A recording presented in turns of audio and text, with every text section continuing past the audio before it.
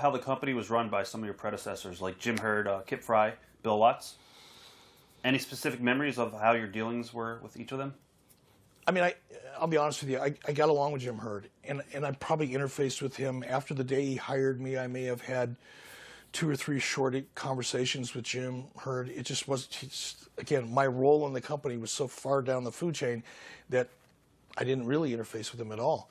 And in fact, I think he hired me. I may have run into him at the lounge at the Omni Hotel once or twice afterwards and had a cocktail with him. And I didn't see him again until the day he was fired. And I actually chased him out the door to say goodbye to him and thank him for hiring me, because I had heard it came from out of nowhere. Kip Fry, I mean, it was obvious to me that Kip Fry was a deer in the headlights from the moment he stepped into that role, and I was pretty sure it wasn't going to last. He was goofy. He was just goofy. I mean, he's an entertainment attorney. He went on to become very successful. He's a very intelligent guy, talented guy. But he didn't know anything about the wrestling business. And when I say he didn't know anything about the wrestling business, people use that phrase all the time. There are so many aspects of the wrestling business to know. But Kip didn't know anything about the business of the wrestling business. And he knew even less about the culture of the wrestling business. And it was pretty obvious to just about everybody. What about Bill Watts? I wasn't impressed with Bill. Bill was a bully. Bill came in and immediately he was going to do like Throwback Thursday type of approach to it. We're going to go back to the way it was in the 70s. We're going to pull the mats away from the floor. We're going to turn down the lights and only have the light in the arena so you don't have to see the people. He was doing all of these things to try to compensate for the fact that there was nobody coming to these shows. You'd show up with a television production truck and a crew and talent, and 400 people would show up, and half of them were carrying brown paper bags and fall asleep after the 4th match.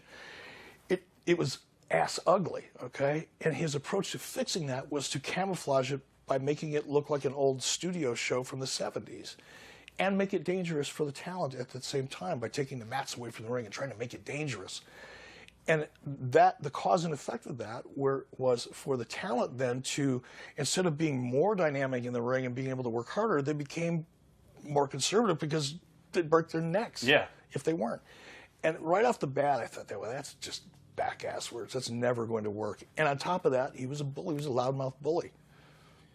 Was there any specific moments where you realized this is being done wrong and I can do better?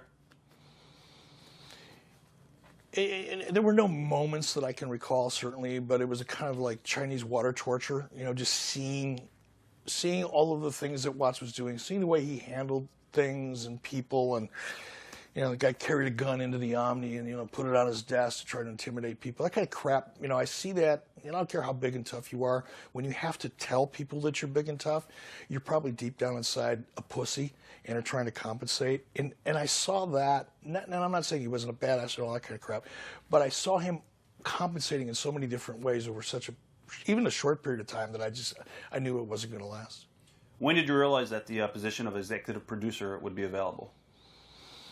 I think, I don't remember how I exactly heard that, but after Watts left with a lot of very unceremonious fanfare, so to speak. It was a very controversial time, and I don't know how I knew. I don't remember who told me this, but somebody who was higher up in the food chain than I, that worked with the executive committee, they were furious with some of the things that had happened, and it was and again, going back to what I said to you earlier, knowing that so much of senior management, and I'm talking people that had a lot of influence at the executive committee level, the president of Turner Broadcasting, they were looking for an excuse to pull the plug on WCW. They was looking for an excuse, and Watts gave it to them, like in a train car.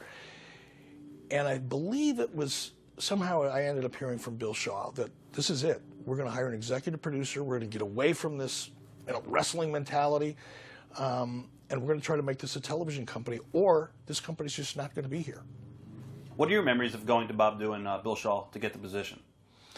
I didn't go to Bob Dew to get the position. Again, I'm not sure, honestly, I wish I could remember how I first heard about the opportunity, and it may have been from Bill Shaw. Bill Shaw took over for WC. Bill Shaw was, I think he was a vice president of human resources at Turner at the time, and because the issues at WCW at that time were primarily human resource issues, Ted put Bill in charge to fix those immediate problems. That was the worst That was the most open vein at the time.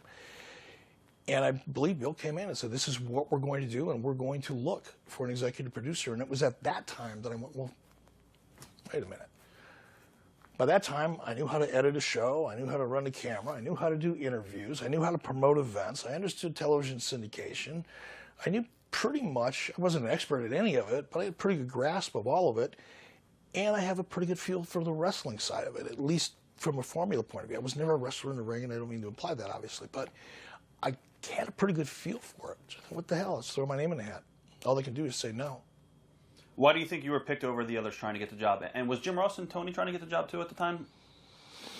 I don't know if Jim Ross and Tony Schiavone, I believe they were trying to get the job. You know, Jim Ross was at a big disadvantage because he was fairly or unfairly, probably more unfairly than not, so directly associated with Bill Watts that he actually got hit with a lot of the shit that hit the fan, quite honestly, and it really wasn't fair. Bill